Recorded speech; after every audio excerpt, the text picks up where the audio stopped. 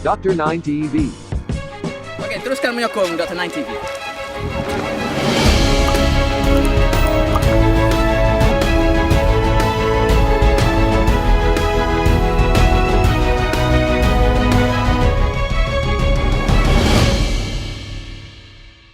Assalamualaikum warahmatullahi taala wabarakatuh.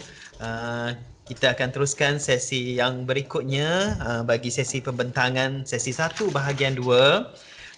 Untuk meneruskan sesi pembentangan kita pada pagi ini, saya mempersilakan yang berusaha Profesor Madya, Teknologis Dr. Khairul Azhar bin Mat Daud daripada Universiti Malaysia Kelantan sebagai moderator kita pada pagi ini akan meneruskan sesi pembentangan bagi 4 kertas kajian yang akan dibentangkan oleh 4 pembentang, iaitu pembentang yang ke-6 Encik Masni Zaimi, yang ke-7 Encik Muhammad Khairul bin Omar, yang ke-8 Puan Zaimah binti Ismail dan seterusnya pembentang ke-9 Encik Muhammad Hasbi. Jadi mohon pembentang sekali lagi untuk memperkenalkan diri sedikit, memperkenalkan diri masing-masing sebelum kita meneruskan pembentangan yang ke-6 ini. Dipersilakan Encik pembentangan yang ke-6. Okey, Assalamualaikum. Okey, saya Encik Masni Zaimi bin Mamat dari Kolej Medical Terengganu akan membentangkan kajian tinjauan kajian tinjauan iaitu amalan keselamatan bengkel di kalangan pelajar semester 3 di sesi Julai 2020 CJ Teknologi Elektrik Kolej Universiti Kuala Terengganu. Terima kasih. Okay, terima kasih. Seterusnya pembentang ke-7. Sekali lagi. Assalamualaikum, salam sejahtera. Okay, saya Muhammad Khairul bin Omar. Okay, jadi saya akan membentangkan kajian keperluan pendedahan penggunaan Community College Management System ataupun CCMS sebelum penggunaan sepenuhnya di College Community Kuala Terengganu. Terima kasih. Okay, terima kasih Cik Khairul, dan seterusnya pembentang ke-8. Dipersilakan. Assalamualaikum warahmatullahi wabarakatuh. Saya Zaimah binti Ismail dari Kolej Community Kuala Terengganu. Saya adalah sebagai pensyarah CJ Teknologi Pembinaan dan saya akan membentangkan tajuk kajian saya iaitu tahap kemudapasaran graduan lulusan CJ Teknologi Pembinaan di Kolej Komuniti Kuala Terengganu. Okey, terima kasih kepada Puan Zaimah, dan seterusnya pembentang yang terakhir itu pembentang ke-9. Assalamualaikum warahmatullahi wabarakatuh. Saya Muhammad Hasbi bin Mazin daripada Kolej Komuniti Kuala Nas. Saya akan membentangkan kajian kepuasan pelajar baharu terhadap keseluruhan proses pendaftaran di Kolej Komuniti Kuala Nas. Okey, terima kasih Encik Hasbi. Okey, jadi saya serahkan kepada moderator kita pada pagi ini, iaitu Profesor Madya, Teknologis Dr. Khairul Azhar bin Mat Daud untuk meneruskan sesi pembentangan pada pagi ini. Persilakan Dr. K. Okey. Okay, Bismillahirrahmanirrahim. Assalamualaikum warahmatullahi wabarakatuh. Namun sekali saya ucapkan jutaan terima kasih kepada Cik Azian dan semua urus yang terlibat dan menjayakan pembentangan ataupun conference kita pada kali ini. Dan saya ucapkan juga jutaan tahniahlah kepada semua pembentang-pembentang kita pada hari ini di atas pembentangan yang lepas yang telah berjaya dibentangkan, dan pembentang-pembentang yang akan membentangkan paper-paper kajian pada hari ini dan seterusnya. Okey, untuk tidak membazirkan masa lagi dan untuk tidak melengahkan masa lagi, saya rasa suka untuk saya terus menjemput pembentang kita yang ke-6 pada hari ini, iaitu Encik Masni Zaimi bin Mamat daripada Kolej Komuniti Kuala Terengganu, yang akan membentangkan kajian beliau yang bertajuk Amalan Keselamatan Bengkel di kalangan pelajar semester 2 sesi Julai 2020 sesi Sijil Teknologi Elektrik Kolej Komuniti Kuala Terengganu. Dengan segala hormatnya dipersilakan. Okey, Assalamualaikum warahmatullahi wabarakatuh. Yang berusaha moderator PM Teknologis Dr. Khairul Azhar bin Mat Daud daripada UMK. Okey, saya Encik Masni Zaimi bin Mamat akan membentangkan kajian tinjauan terhadap Iaitu amalan keselamatan bengkel di kalangan pelajar semester 3 bukan semester 2, semester 3. Sesi Julai 2020 CJ Teknologi Elektrik Kolej Komuniti Kuala Terengganu. Okey, terdahulu kita tengok kepada pengenalan. Okey, peraturan keselamatan dihasilkan untuk memastikan suasana kerja dalam persekitaran kita, suasana bengkel yang teratur dan selamat tanpa berlakunya kemalangan ataupun kecederaan.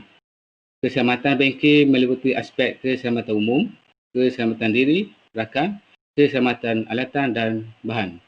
Okey, mengikut Abdul Rashid S. 2021, pengabaian aspek keselamatan akan mengakibatkan kecederaan, kehilangan nyawa dan kerosakan harta benda. Okey, kajian ini berfokus kepada peningkatan pemahaman amalan keselamatan bengkel di kalangan pelajar yang merangkumi objektif amnya untuk mengetahui tahap pengetahuan dan pengamalan amalan keselamatan bengkel di kalangan pelajar CJ Teknologi Elektrik. Okey, bagi objektif khusus ni pula, okey, untuk melihat hubungan antara pengetahuan dan pengamalan keselamatan bengkel di kalangan pelajar semester 3 semester 3 CJ Teknologi Elektrik sesi Julai 2020 Kolej Komuniti Kuala Terengganu. Okey, kumpulan sasaran. Okey, kumpulan kali ini terdiri daripada pelajar semester 3 sesi Julai 2020 CJ Teknologi Elektrik iaitu responden seramai 39 orang yang terdiri daripada dua kelas iaitu kelas SKE 3A dan SKE 3B. Okey, pelaksanaan kajian ataupun metodologi. Okey, proses pengumpulan data dilakukan melalui kaedah kualitatif dalam bentuk kaji selidik iaitu buah soal selidik diedarkan kepada pelajar mengandungi dua bahagian yang utama iaitu bahagian A adalah untuk mengetahui latar belakang pelajar, manakala bahagian B untuk mengkaji tahap pengetahuan dan pengamalan keselamatan bengkel. Okey, dapatan analisis kajian. Okey, untuk mengenai maklumat latar belakang responden hanya 3 item yang dikaji iaitu jantina, umur dan pengalaman kerja. Okey, daripada tetapan itu kita boleh tengok, okey, taburan jantina keseluruhan iaitu seramai 39 orang. Sama 1% adalah semua pelajar lelaki. Okey, untuk taburan umur pula, okey, kita boleh tengok 35 orang pelajar adalah berumur 19 tahun iaitu persen dia dalam 90%. Manakala 20 tahun satu orang 1%, 21 tahun ialah 3 orang iaitu sebanyak 8%. Okey, untuk pengenasaan umur ni dilakukan kerana umur boleh mempengaruhi sikap dan amalan keselamatan di kalangan pelajar kerana kematangan yang berbeza, maka pandangan serta pendirian mereka amatlah perlu dilaksanakan inilah. Okey, untuk pengalaman kerja pula kita boleh tengok.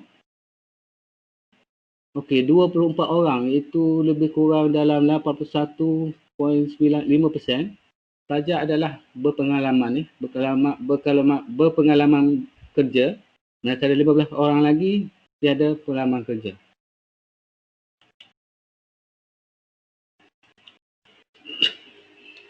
Okey, seterusnya ialah analisa terhadap pengamalan dan pengetahuan amalan keselamatan bengkel. Okey, ini ialah bahagian B.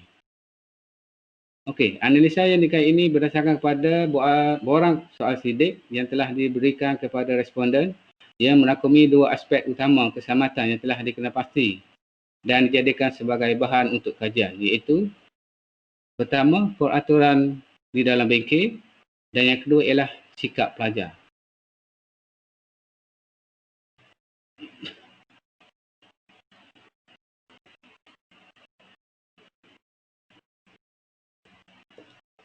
Okey, untuk aspek pertama iaitu peraturan kerja di bengkel. Item soalan yang diberikan kepada responden ialah sebanyak 8 soalan. Okey, soalan 1 ialah tidak boleh bergurau ketika bekerja.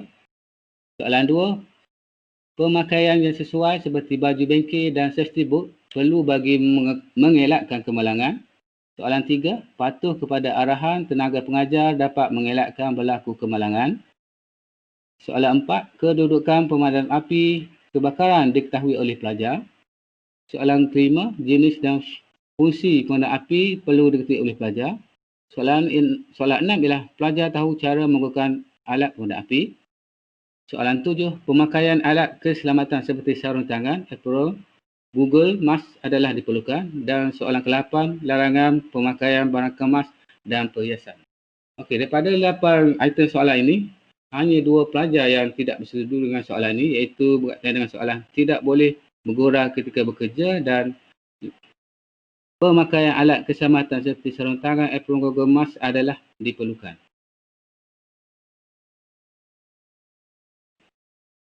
Okey, untuk aspek yang kedua, iaitu sikap pelajar. Terdapat 8 item untuk soalan. Itu soalan pertama. Sebarang kerosakan alat tangan dan mesin perlu dilaporkan kepada tenaga pengajar. Soalan 2. Setiap pelajar berperanan untuk mengingatkan pelajar yang lain tentang keselamatan diri semasa membuat kerja amali. Soalan 3. Peralatan yang telah digunakan perlu dikembalikan di tempat asal. Soalan 4. Bengkel harus dibersihkan sebelum ditinggalkan. Soalan 5, sebarang kemalangan yang berlaku perlu dilaporkan kepada tenaga pengajar. Soalan 6, pelajar perlu meminta kebenaran dari tenaga pengajar untuk mengendalikan mesin.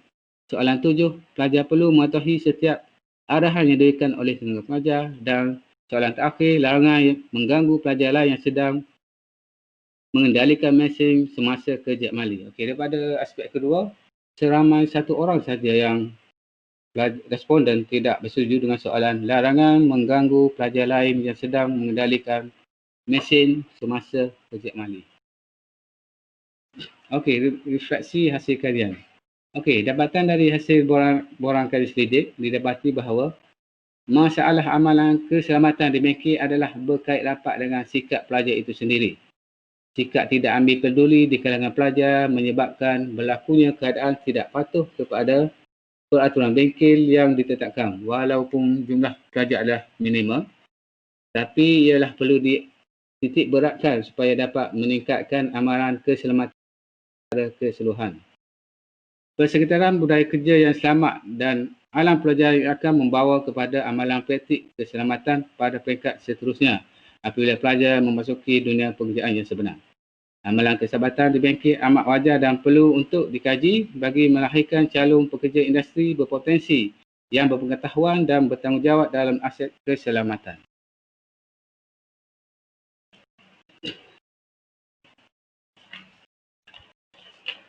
Okey, seterusnya ialah cadangan untuk kajian seterusnya. Okey, cadangan pertama ialah kajian ini perlu dilaksanakan dengan lebih meluas, iaitu kepada semua pelajar yang mengikuti sijil di Kolej Komuniti Kuala Terengganu. Sedia maklum, pendidikan sistem di Kolej Komuniti adalah secara pendidikan dan latihan teknikal dan vokasional serta pembelajaran sepanjang hayat atau TVET yang mana banyak berorientasikan pembelajaran secara amali, bengkel dan makmal. Okey, bagi cadangan yang kedua, penguatkuasaan peraturan pemakaian alat keselamatan. Okey, untuk cadangan yang kedua, pensyarah perlu memberi penekanan aspek kepentingan pemakaian alat keselamatan yang perlu ketika membuat kerja amali. Peraturan pemakaian yang berkaitan juga perlu dimasukkan sebagai SOP atau prosedur operasi standard bagi tujuan peneguhan peraturan.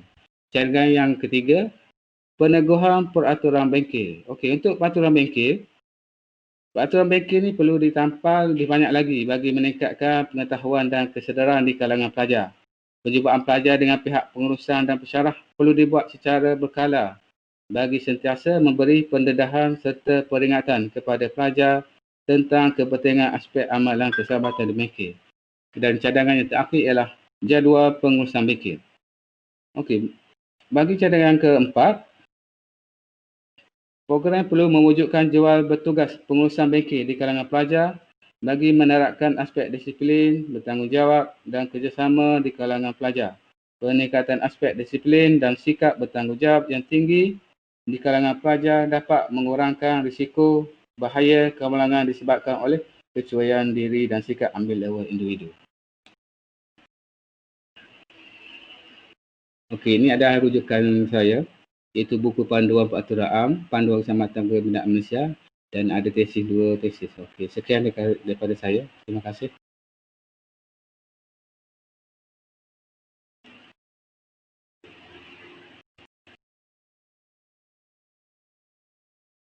Okey, terima kasih. Terima kasih kepada Cik pembentang kita, Cik Mazni Zaini bin Mamat daripada Kolej Komuniti Kuala Selangor, atas pembentangan yang sangat menarik itu tadi, yang mengesahkan tentang yang menunjukkan tentang pematuhan kepada amalan keselamatan bengkel di kalangan pelajar semester 3. Okay, sesi Julai 2020 di Elektrik Kolej Komuniti Kuala Terengganu. Mungkin saya serahkan kepada penonton sekiranya ada sebarang soalan yang hendak dikemukakan ataupun yang hendak ditanya kepada Cik Mazni Zaini bin Mamat. Silakan.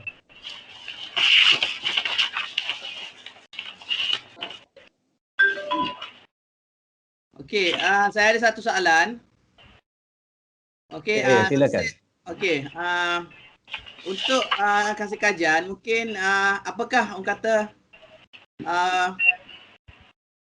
perkara yang orang kata penemuan baru hasil daripada kajian yang dibuat. Maksudnya di sini kita dapat mengenal pasti kekurangan yang ada untuk kita tambah baik. Apakah perkara yang paling penting yang diperolehi hasil daripada kajian? Okey, daripada hasil atau yang dapat daripada kajian sejauh ini ialah amalan keselamatan di bengkel ini adalah berkait rapat dengan sikap pelajar itu sendirilah kalau ikut. Kebanyakan pelajar dia tahu, kadang-kadang dia nak amal tu memang susah sikit lah. Sebab tu saya ada bagi cadangan, 4 cadangan tadi untuk mengukuhkan itulah amalan keselamatan di bengkel lah. Oh, okey. So melalui program ke ataupun orang kata kesedaran ataupun kaedah dia macam mana? Macam mana yang ingin dilaksanakan? Maksudnya daripada kajian kita dapat, kita mesti nak laksanakan. Mungkin dari sudut bagi awareness ke, bagi yang kata apa, satu memperketatkan undang-undang ataupun peraturan. So macam mana kata cadangan untuk kita laksanakan penambahbaikan tersebut? Okey, untuk penambahbaikan, kalau ikut yang kajian ni adalah student saya sendiri yang SKE 3A dan 3B. Kalau kita tengokkan memang dia orang kalau ikut kajian ni pun dia orang tahu, tapi kadang-kadang tu nak amal tu susah. Jadi sekarang ni macam cadangan saya bagilah. Kita perlu meningkatkan tampal peraturan bengkel, penguasaan peraturan pakaian, peneguhan bengkel macam dia, jadual pengurusan bengkel. Biar budak tu dia dibiasakan dengan ikut peraturan lah. Okey, terima kasih. Awareness lah maksudnya sini, awareness lah. Awareness lah. Okey. Terima kasih. Okey, sama Doktor. Okey, terima kasih kepada Dr. Nik. Okey, soalan saya daripada saya lah, sementara menunggu mungkin ada soalan daripada audiens. Saya nak tanya satu soalan Cik Mazni Zaini.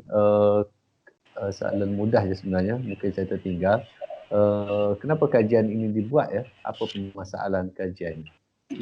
Okey, macam saya beritahu tadi, responden adalah pelajar saya. Ya. Pelajar saya, subjek SKE 304 itu penyelenggaraan dan elektrik industri. Dia melibatkan banyaklah macam aircon, pasang aircon apa. Kita tengok budak ni memang kalau ikut dia macam tak ikut peraturan lah. Kalau ikut kan. Macam kita tengok sidik tadi, memang ada seorang tu yang memilih suka mengacau, suka mengacau tu contoh. Maksud dia kita buat kajian tu yang kita nak tahu macam mana. Lepas tu pada masalah ni kita akan buat berdasarkan cadangan saya bagi tadi lah. Untuk mengukuhkan dia orang ikut peraturan.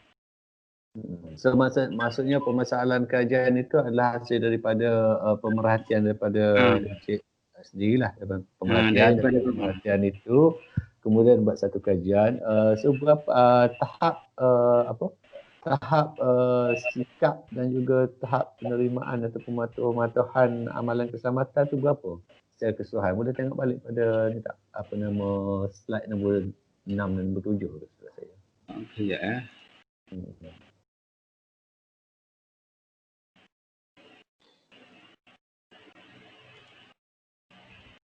Okey, kalau ikut dua aspek kalau ikut aspek peraturan bengkel, kalau ikut keseluruhan, okey, kalau ikut soalan ni, kalau ikut hanya 2 orang lah, kalau ikut 2 orang yang yang pilih tidak lah, kalau ikut soalan ni ya atau tidak je lah.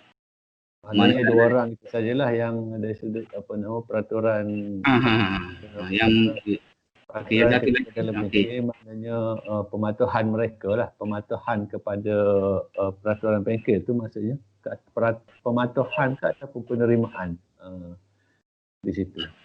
Okey, kalau ikut yang penemak tu ialah sikap dia lah. Pematuhan dia pun sikap juga kalau ikut. Sekarang ni kita tengok, lepas tu kita itulah daripada kajian tinjauan ni nanti kita nak improve lah. Improve dia boleh terima lah dan amal tu atau yang telah ditetapkan. Lebih lagi saya cadangkan dalam kajian ini yang pertama sekali mungkin boleh tengok balik dia punya tajuk tu. Pasal tajuk tu umum sangat, general, dia tulis amalan keselamatan macam tu kan. So why not kalau boleh tulis perkataan pematuhan, maksudnya pematuhan amalan keselamatan. So nampak macam kita buat satu kajian untuk melihat tahap pematuhan pelajar-pelajar kita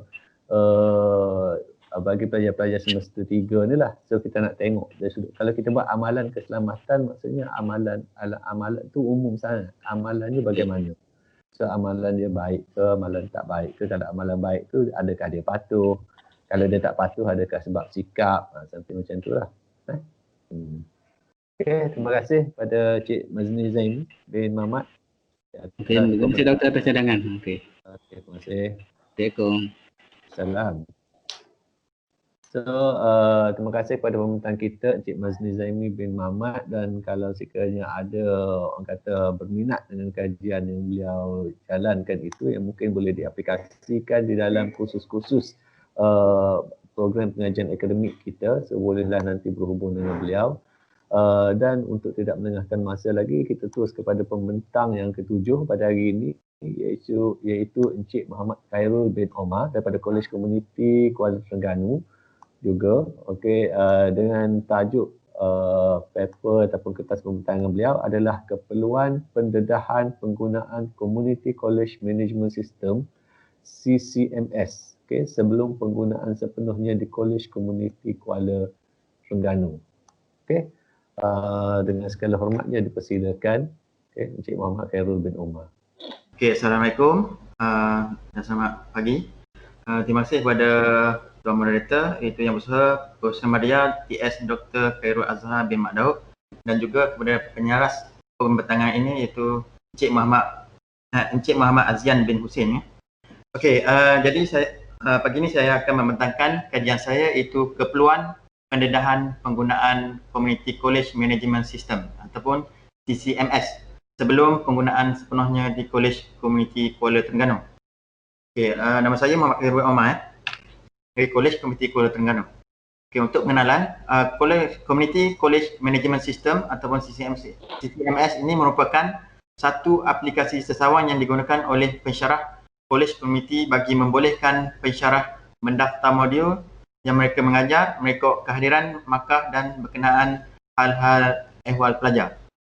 Dan pada sidang akademik sesi Jun 2020 berlangsung, penggunaan CCMS dikenakan bagi menggantikan sistem sebenarnya, iaitu sistem rekod krediti pelajar ataupun SRKP+.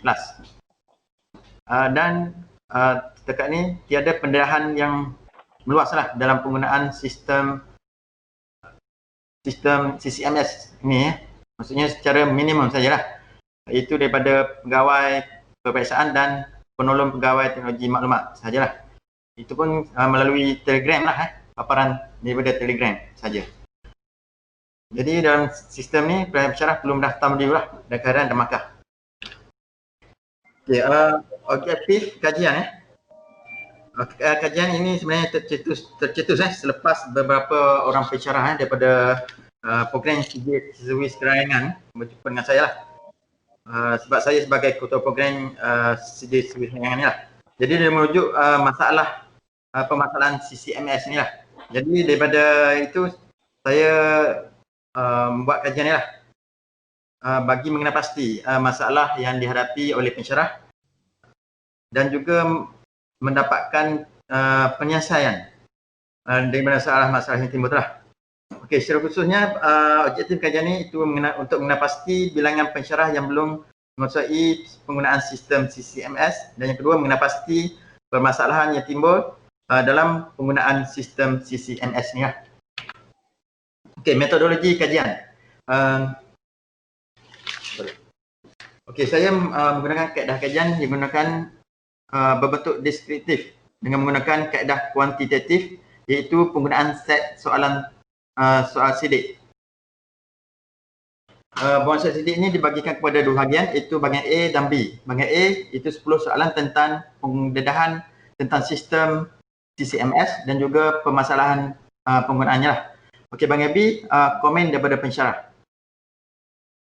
Okey, soalan-soalan sidik yang dihasilkan ni saya buat kajian rintis menggunakan model Cronbach yang mendapat nilai alfa iaitu 0.752 dan dapat dirumuskan bahawa soal sidik ini mempunyai kesahan dan kekayaan yang baik lah. Jadi saya menggunakan soal sidik ini untuk diadakan kepada responden lah. Okey, sampel kajian saya itu melibatkan 41 orang pensyarah Kolej Komuniti Terengganu yang mengajar semasa satu sesi Jun 2020, yang mana pensyarah ini diwajibkan menggunakan CCMS. Okey, soal sidik ni diadakan menggunakan Google Form lah. Menggunakan link berikut lah. Okey, dapatan kajian. Okey, data kajian ni dianalisa menggunakan mixed Excel lah. Dan didapatkan peratusan untuk peratusan tidak setuju dan peratusan setuju.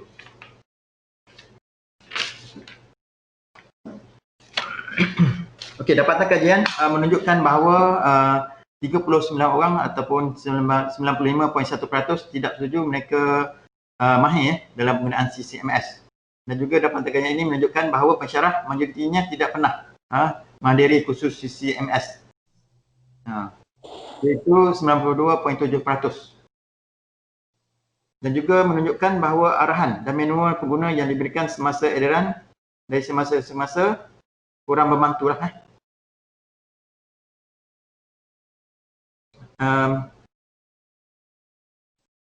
Dan juga 99.1% menunjukkan bahawa pensyarah mempunyai masalah dalam menggunakan sistem CCMS ini. Dan juga pensyarah mendapat beberapa paparan dalam aplikasi CCMS tidak mesra pengguna.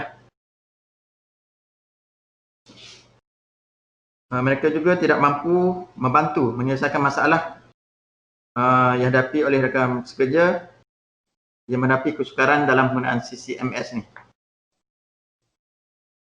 Dan juga dapatan kajian ini menunjukkan bahawa maklum balas daripada pengendali laman web lambatlah bagi laman balas untuk menjawab persoalan dan permasalahan yang dihadapi lah. Dan juga pensyarah tidak bersemangat lah dalam menggunakan laman web CCMS ini.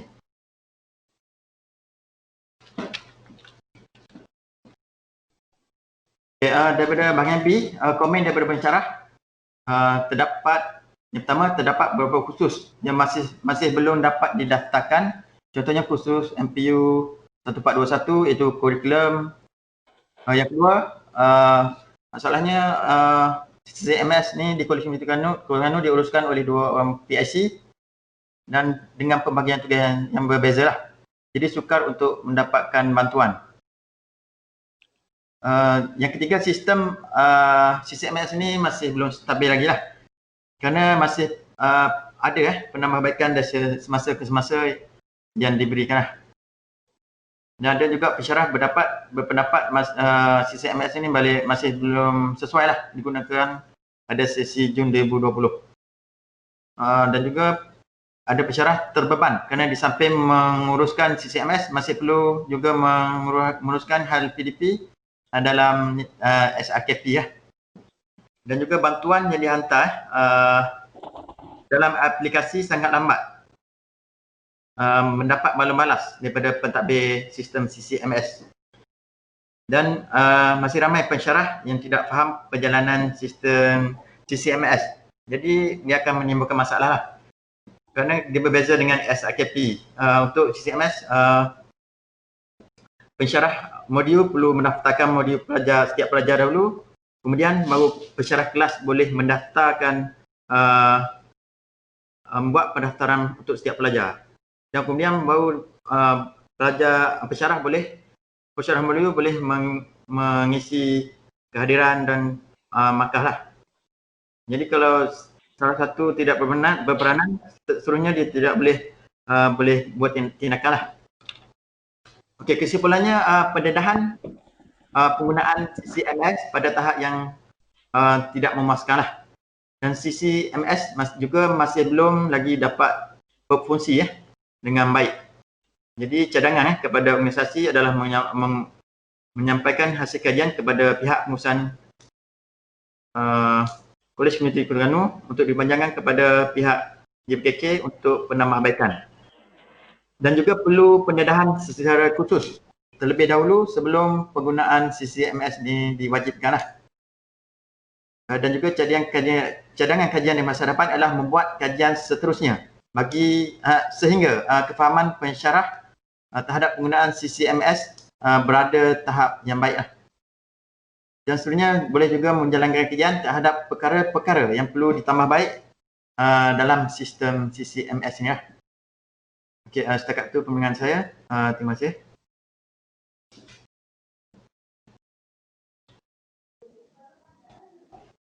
Okay, terima kasih di atas pembentangan tadi oleh Encik Muhammad Khairul bin Omar. Satu pembentangan yang agak baik berkaitan dengan, saya rasa ini case study tentang keperluan pendedahan penggunaan sistem CCMS sebelum penggunaan sepenuhnya di Kolej Komuniti Kuala Terengganu. So, saya serahkan kepada audiens ataupun penonton sekiranya ada sebarang pertanyaan kaitan, silakan.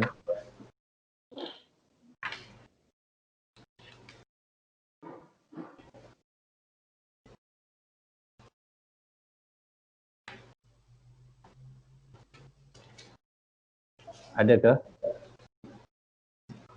Kalau tak ada, saya rasa saya satu soalan. Okey, silakan. Ya. Okey, so sejauh mana bila kita bangunkan sistem ni, sistem tu kita kena bagi training ataupun buat roadshow lah untuk kita pastikan untuk dia guna sistem tu dengan ni. So ada tak buat kata apa satu roadshow ataupun penerangan berkenaan sistem yang ingin digunakan? Okey, setakat ni sebaran maklumat berkaitan dengan CCMS penggunaan CCMS lebih kepada dalam grup Telegram staff lah, cara penggunaan lah. Tapi ketika kalau tengok pada aplikasi CCMS, memang dia ada perancangan lah untuk buat roadshow ataupun khusus cara penggunaan CCMS ni. Tapi mungkin sebab masalah COVID-19 ni, mungkin dia tertangguh lagi lah. Cuma kita boleh bagi cadangan lah, mungkin dia boleh buat khusus secara dalam talian lah. Okey, bagus cadangan roadshow di atas talian. Okey, terima kasih ya. Okey. Terima kasih pada PMTS Dr. Nick atas soalan dan juga jawapan daripada Encik Muhammad Khairul tadi. Ada apa-apa soalan lagi ke daripada audiens? Saya rasa apa yang dibentangkan tadi menjawab kedua-dua objektif yang telah dibentangkan itu tadi, objektif yang diberi dan juga kajian yang dilaksanakan, dan akhirnya dapatan kajian itu sendiri menunjukkan bahawa perlu kepada pendedahan dibuat kepada semua pensyarah-pensyarah di kolej komuniti yang berkaitan dengan sistem CCMS itu. Okey, so seterusnya terima kasih sekali lagi kepada Encik Muhammad Khairul. Terima kasih banyak. Seterusnya kita pergi kepada pembentang yang seterusnya, iaitu pembentang yang ke-8, Puan Zaimah binti Ismail daripada Kolej Komuniti Kuala Terengganu. Okey, dengan tajuk paper yang akan dibentangkan oleh beliau adalah berkaitan dengan tahap kebolehpasaran graduan jurusan sijil teknologi pembinaan College Community Kuala Terengganu. Dengan segala hormatnya dipersilakan. Terima kasih.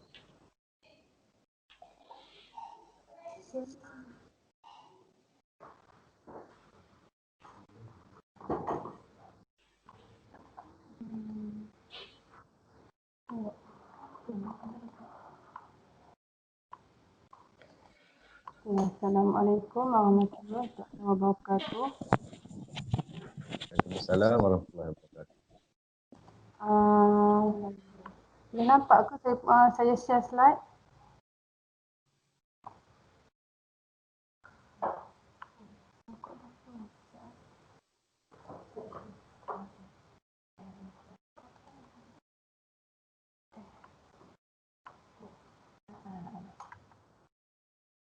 Okay, Assalamualaikum warahmatullahi wabarakatuh. Saya Zaimah binti Ismail dari Kolej Komuniti Kuala Terengganu. Terima kasih kepada yang berusaha Encik Muhammad Azian Hussein dan juga kepada moderator Profesor Dr. Khairul Azhar dengan Profesor Madya Dr. Zulkarnain. Hari ini saya akan membentangkan kajian saya yang bertajuk tahap kebolehpasaran graduan jurusan CJ Teknologi Pembinaan di Kolej Komuniti Kuala Terengganu.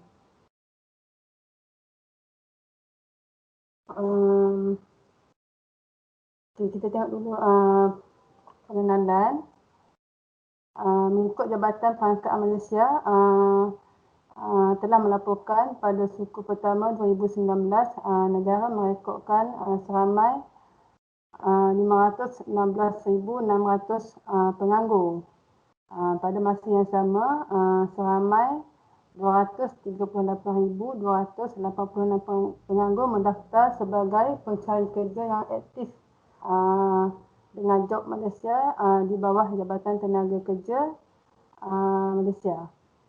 Okay, isu kebolehpasaran graduan seakan-akan tiada berpenghujung dan terus diperkatakan sehingga kini. Okay, berbekalkan CJ yang dimiliki, peluang mereka memperolehi pekerjaan yang setimpal dilihat semakin sukar. Okay, situasi ini telah menyebabkan peningkatan jumlah graduan menganggur. Selain terpaksa menceburi pekerjaan di luar bidang.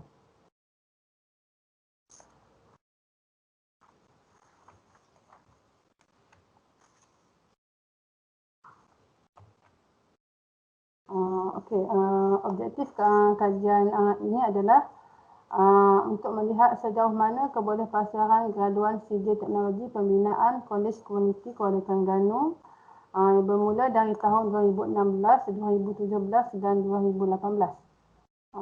Objektif yang kedua ialah tempoh masa yang diambil oleh graduan CJ Teknologi Pembinaan Kuala Terengganu untuk mendapatkan pekerjaan bermula dari tahun 2016, 2017 dan juga 2018.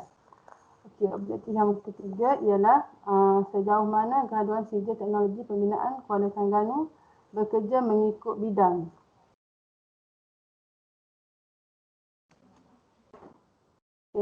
Kaedah kajian iaitu melalui borang soal sidik kajian pengesanan graduan yang telah dibekalkan oleh KPT menggunakan skala Likert. Dan populasi kajian ialah menjurus kepada graduan CJ Teknologi Pembinaan Kolej Komuniti Kuala Terengganu bagi tahun 2016, 2017 dan juga 2018. Dan juga responden kajian adalah seramai 75 orang.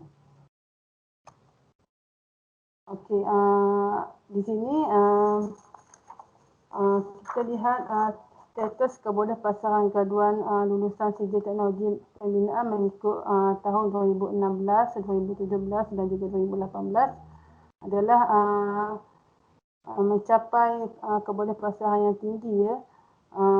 Seperti mana lihat pada tahun 2016 yang bekerja, peratusan yang bekerja adalah 35.7 dan juga peratus yang melanjutkan pengajian adalah 53.6% dan juga yang belum mendapat pekerjaan hanya 7.1% sahaja. Jadi kebolehpasaran pada tahun 2016 adalah 89.3%. Okay, bagi tahun 2017, graduan teknologi pembinaan yang telah bekerja adalah 44%, yang melanjutkan pengajian adalah 56%, dan yang tidak ada yang belum bekerja. Jadi 100% adalah kebolehpasaran CJ teknologi pembinaan. Okay, bagi tahun 2018, graduan yang bekerja mencapai 53%, yang melanjutkan pengajian adalah 32%, dan yang menunggu penampakkan bekerja adalah 3%. Jadi di sini yang belum bekerja hanya 12% sahaja. Jadi jumlah kebolehpasaran pada tahun 2018 adalah 88%. Di sini kalau kita lihat kebolehpasaran graduan CJ teknologi pembinaan adalah tinggi, sebab ketiga-tiga tahun tersebut dah melebihi 85%. Kita anggap sebagai tinggilah. Okay, kita lihat peratus tempoh graduan CJ teknologi pembinaan yang mendapat pekerjaan. Pada tahun 2016, 80% kurang daripada 6 bulan graduan kita telah mendapat pekerjaan. Dan yang tiada maklumat adalah 20%. Yang tiada maklumat ni mungkin dia tidak mengisi tempoh ataupun tempoh beliau melebihi 9 bulan lah. Okay, pada tahun 2017, graduan teknologi pembinaan kurang daripada 6 bulan semua telah bekerja ataupun melanjutkan pengajian. Pada tahun 2018, graduan yang telah mendapat pekerjaan adalah 100% kurang daripada 9 bulan. Maksudnya di sini graduan tidak perlu menganggur lama lah untuk mendapat pekerjaan.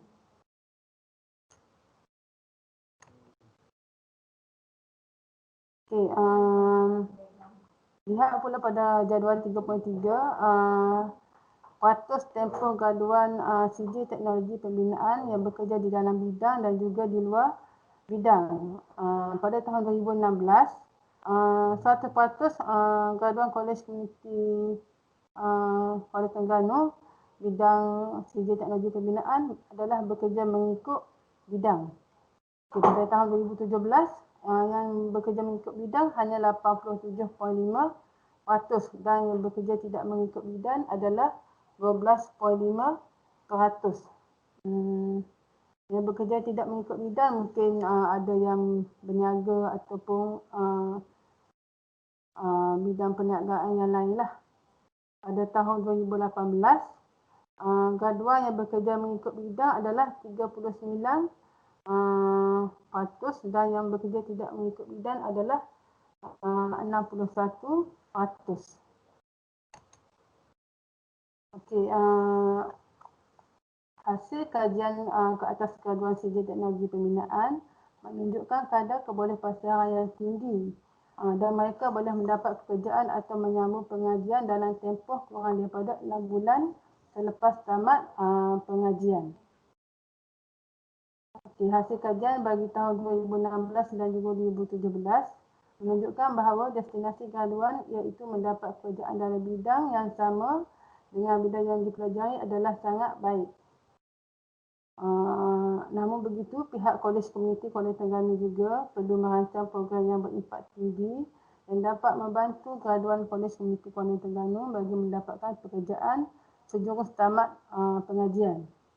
Okay, usaha ini perlu dilakukan secara berterusan dengan kerjasama daripada semua pihak, terutamanya unit perhubungan industri dan juga alumni. Semua pihak juga harus berganding bahu dalam memainkan peranan bagi memupuk minat serta semangat pelajar agar graduan yang dikeluarkan mampu berdaya saing dan menepati kehendak industri. Okay, itu saja kajian saya berkaitan dengan kebolehpasaran graduan lulusan CJ Teknologi Pembinaan. Sekian, terima kasih.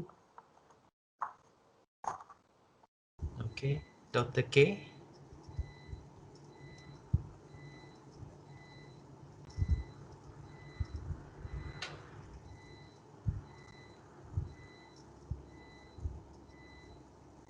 Mana Dr. K?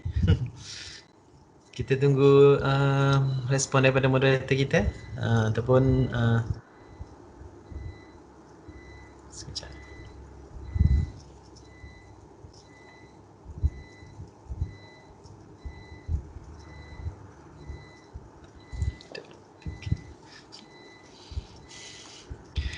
Okey. Kita teruskan macam mana Dr. K. Kita tunggu Dr. K dulu untuk meneruskan untuk input makna balasan daripada pembentang. Okey. Mana-mana ataupun ada soal jawab daripada rakan-rakan pembentang yang lain.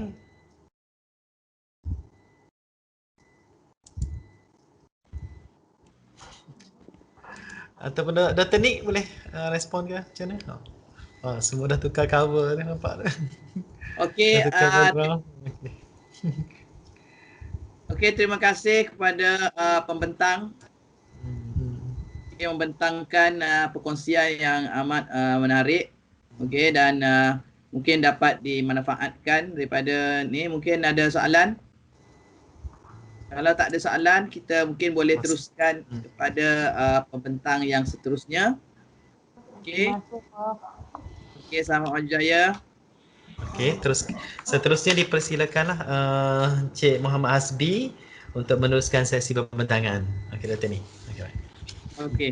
Pembentangan yang terakhir untuk pagi ni.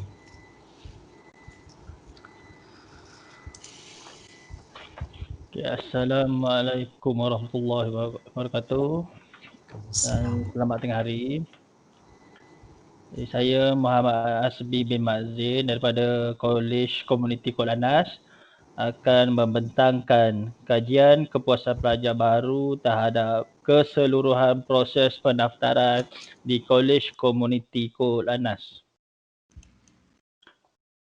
Okay, kertas ini bertujuan untuk mengkaji kepuasan pelajar terhadap keseluruhan proses pendaftaran pelajar di Kolej Komuniti Kok Lanaz, Kelantan.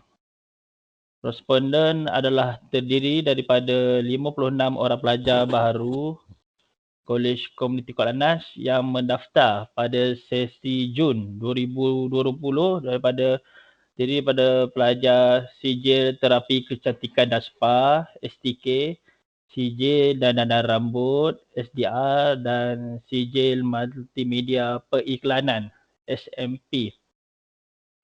Satu set borang soal selidik yang terdiri daripada 11 soalan berkaitan dengan proses pendaftaran telah diedarkan dan dijawab oleh pelajar baru. Penganalisaan data menggunakan SCORMIN dan daripada analisa SCORMIN didapati bahawa secara keseluruhannya pelajar baru berpuas hati dengan keseluruhan proses pendaftaran. Pernyataan masalah. Pelbagai isu sering dibangkitkan oleh pelajar setelah tamat sesi pendaftaran.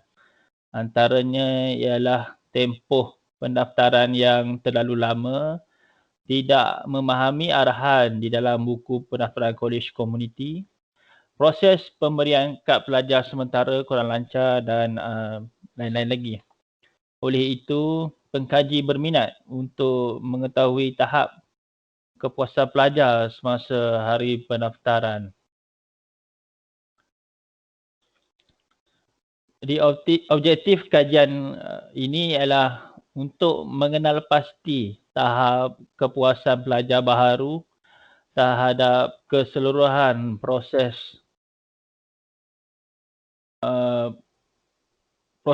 pendaftaran di Kolej Komuniti Kok Lanaz.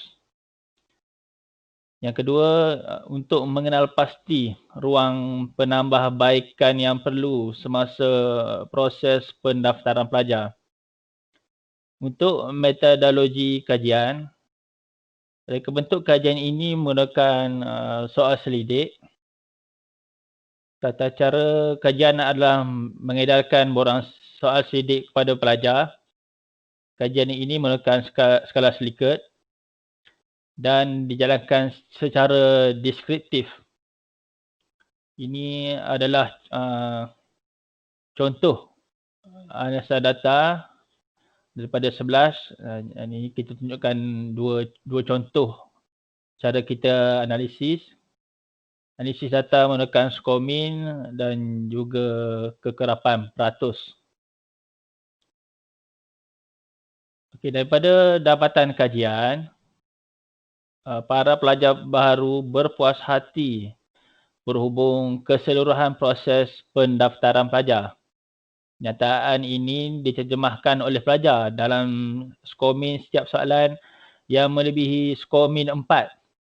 Dengan skor min tertinggi ialah 4.64 diperolehi daripada persoalan kajian yang terakhir, iaitu keseluruhan proses pendaftaran pelajar adalah terkawal dan berjalan lancar. Untuk skor min terendah pula, soalan kajian proses pemberian kad pelajar sementara berjalan lancar, skor min yang diperolehi hanya 3.63. Oleh itu, penambahbaikan proses pemberian kad pelajar sementara harus dilakukan untuk sesi pendaftaran akan datang. Okay, untuk sumbangan dan impak, pihak pengurusan Kolej Komuniti Kuala Anas dapat mengenal pasti kekuatan dan kelemahan semasa proses pendaftaran pelajar. Terdapat ruang penambahbaikan yang perlu semasa proses pendaftaran pelajar. Pelajar pula seharusnya berasa yakin dan bangga kerana telah memilih Kolej Komuniti Kuala Anas sebagai tempat melanjutkan pengajian. Komuniti setempat, terutamanya ibu bapa pelajar Kolej Komuniti Kuala Anas, sewajarnya dapat menanamkan kepercayaan kepada Kolej Komuniti Kuala Anas untuk menghasilkan graduan yang unggul. Bukan sahaja dalam bidang TVET tetapi juga dari segi sasiah dan jati diri. Pelajar dan komuniti setempat juga boleh mempromosikan jabatan pendidikan, politeknik dan kolej komuniti melalui hebahan secara bersemuka atau bersemuka, terutamanya melalui media massa dan media sosial. Setelah melihat setelah berpuas hati dengan proses pendaftaran pelajar kolej komuniti. Untuk cadangan, penambahbaikan proses pemberian kad pelajar sementara harus diwujudkan kaunter khas untuk urusan pengeluaran kad pelajar sementara. Cadangan juga untuk pengkaji seterusnya untuk memasukkan ibu bapa sebagai responden kerana ibu bapa pelajar adalah pelanggan sekunder institusi. Sekian, terima kasih.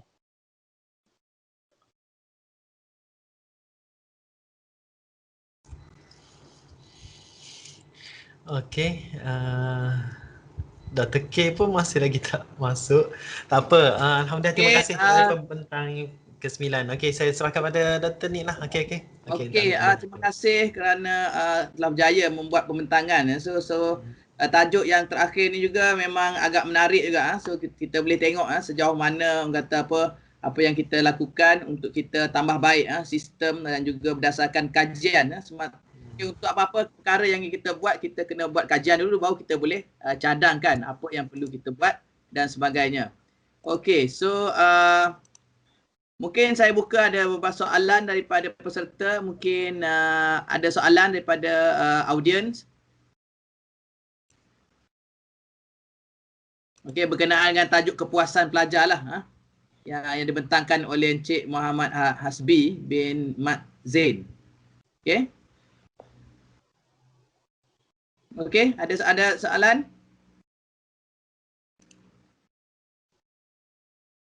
Mungkin boleh bincang sikit dan sebagainya.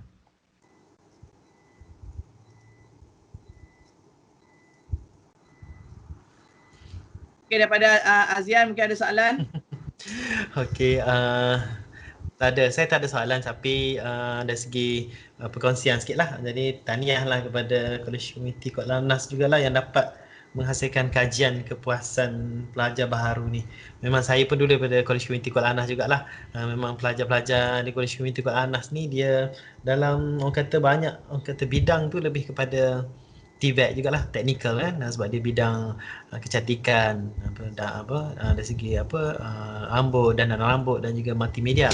Jadi memang kita pun sebelum ni kalau kita tengok bolehlah kolej-kolej lain mengambil contoh jugalah macam mana konsep kajian yang dibuat oleh Cik Hasbi tu. Sebab kadang-kadang kita tak terfikir pun nak buat untuk kajian pelajar baru kan. Tapi mungkin boleh jadi idea lah pada kolej-kolej lain. Itu pandangan lah juga lah. Carangan je lah. Okey, terima kasih. Okey, mungkin ada pandangan lagi daripada peserta lain berkenaan dengan conference kita ni, sebab nanti kita akan ada photoshoot nanti.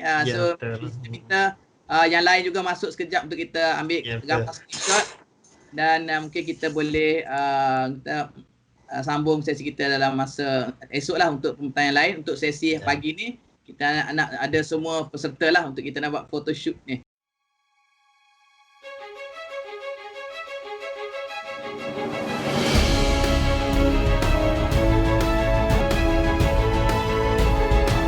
Dr. 9 TV.